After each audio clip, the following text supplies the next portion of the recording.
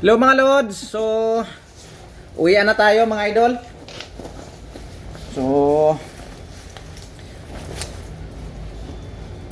suot lang tayo ng ating jacket para uwi na rin tayo. Kasi medyo malayo-layo pa yung ating biyahe. Siguro nung oras na 7:15, so siguro mga 9 na sa bahay na ako. Saka medyo matraffic kasi yung ating daan eh. So ganun pa man, dahan-dahan lang tayo. So let's go. So tara, uwi na tayo mga idol.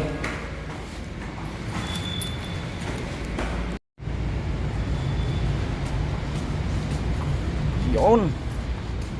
So dito na tayo sa ating bike. So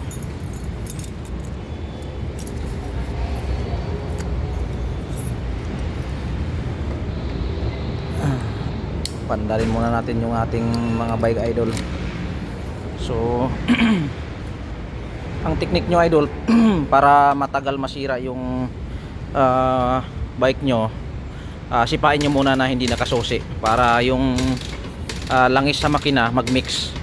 So kahit mga 3 sipa lang or 4-5, ayun, saka nyo susiyan yun.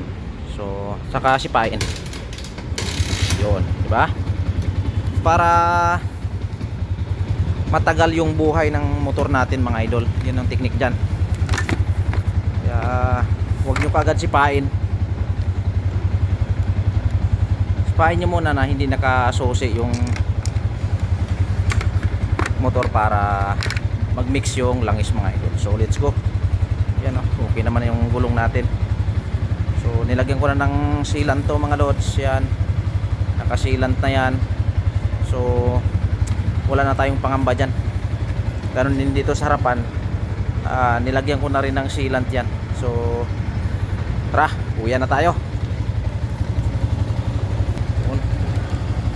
So, uwi na tayo mga idol. Suot lang natin yung ating protection sa ulo.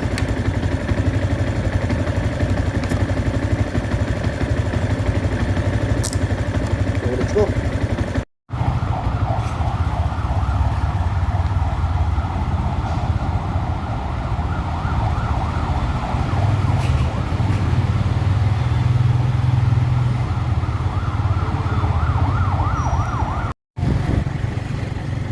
So ayan, medyo wala gaanong traffic mga lods.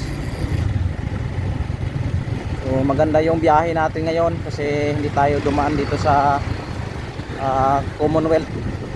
Mayroon tayong sikretong daanan mga lodi, kaya wala ganong traffic dito. Yan.